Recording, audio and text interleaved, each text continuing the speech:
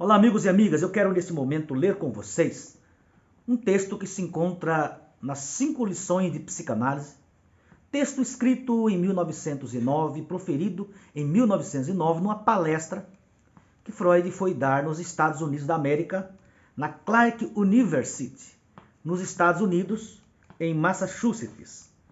E o Freud escreve na página 246, ele tem uma frase aqui muito interessante que ele diz assim: estudando os histéricos e outros neuróticos, chegamos à conclusão que neles fracassou a repressão da ideia a que se liga o desejo insuportável.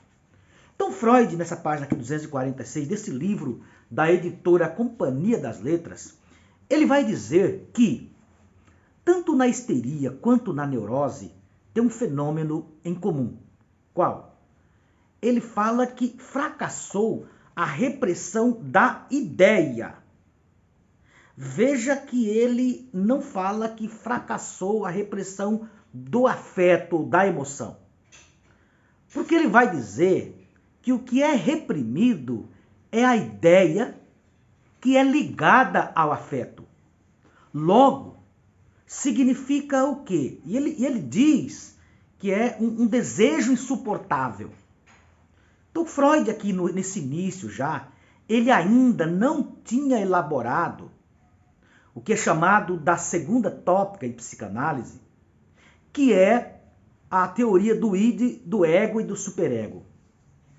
Esse texto, ele foi escrito dentro de um período de tempo de 1883 a 1910.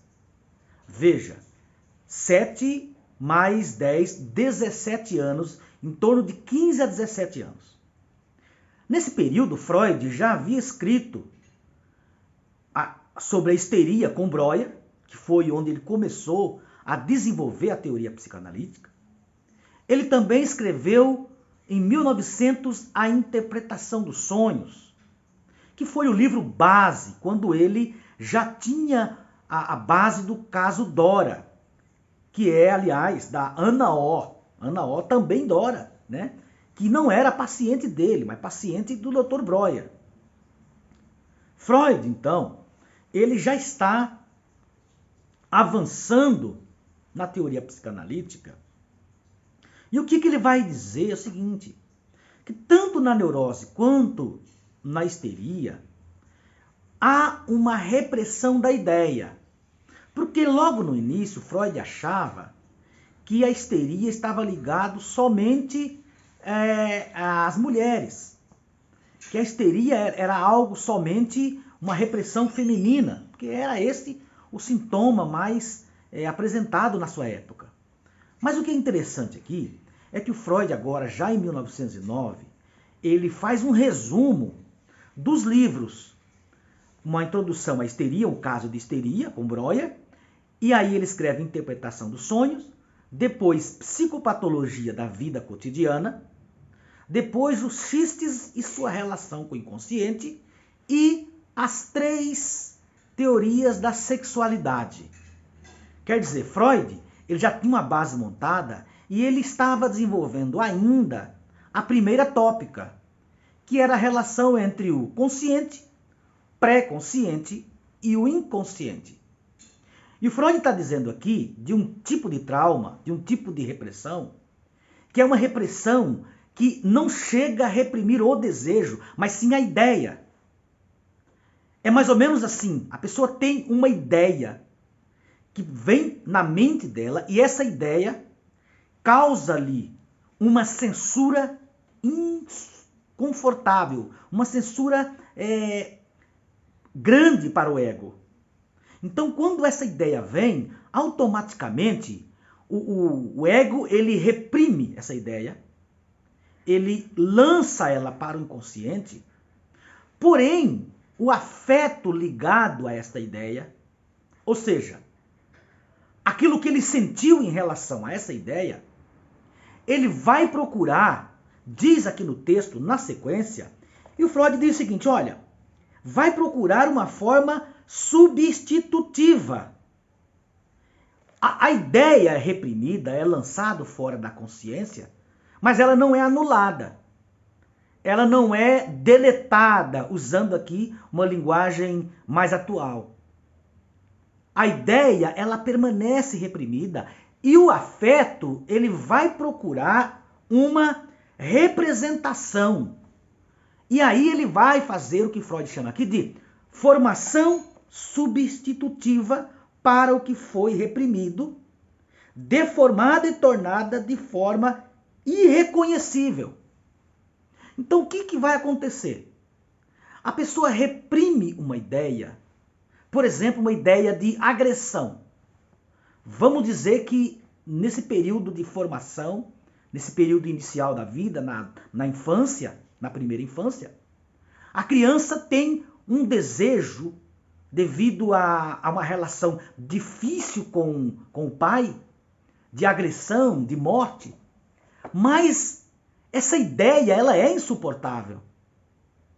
Esse desejo, essa ideia que vai surgir, esse pensamento, ele é muito forte para que o ego tolere. Então o que a criança vai fazer? Vai bloquear essa ideia.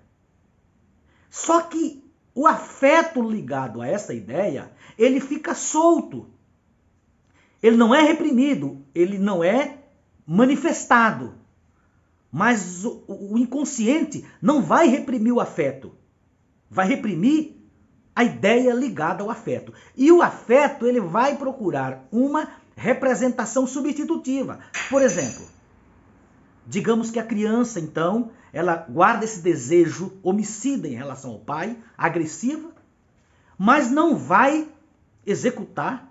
Então, o que pode acontecer? Que formação é essa que o Freud chama de formação substitutiva? Ele pode, por exemplo, descarregar esse afeto diante de um professor que lhe chama a atenção, ou diante do patrão, ou qualquer figura de autoridade que lhe chamar a atenção, que lhe vier lhe censurar. Nesse momento, veja, a ideia reprimida de agressão ao pai que foi censurada e que foi lançada para o inconsciente, ela vai achar uma formação substituta. Por quê?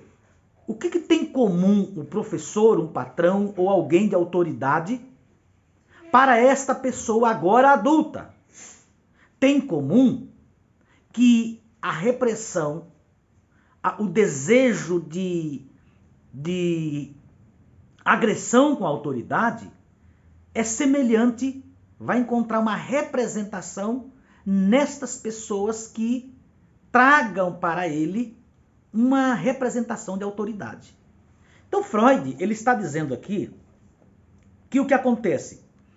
Que esta formação substitutiva, agora ele vai para a página 247, e ele diz o seguinte, que essa pessoa, né, que vai ter esse alívio imediato, no momento, né, é como se aquilo ali fosse aniquilado, mas aí ele vai dizer o seguinte, tal formação substitutiva da ideia reprimida, que é o sintoma, é imune a ataques subsequentes por parte do eu defensivo.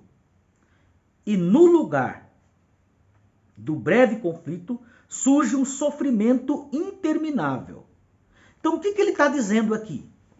Que essa substituição, essa ideia reprimida, ligada a esse afeto, que vai procurar uma formação substitutiva, ela vai sempre haverá sofrimento e essa pessoa vai sempre sofrer uma angústia que ela não vai saber por quê.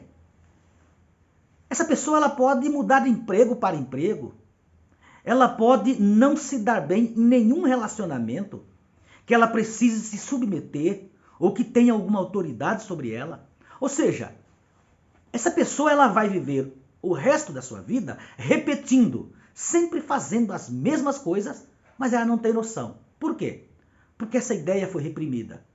E essa ideia, ela vai se manifestar, esse afeto, ele vai sempre se manifestar quando encontrar uma representação que lhe traga, que mais à frente Freud vai chamar de traços de memória, traços mnêmicos, ou seja, lembranças que não são conscientes, mas ao encontrar um ambiente que reproduz esse evento traumático, ele vai sentir os mesmos afetos, ok? Se você gostou desse conteúdo, clica em compartilhar, em curtir, compartilhe com seus amigos que estaremos semanalmente trazendo temas semelhantes à psicanálise, à saúde mental, ok? Até a próxima!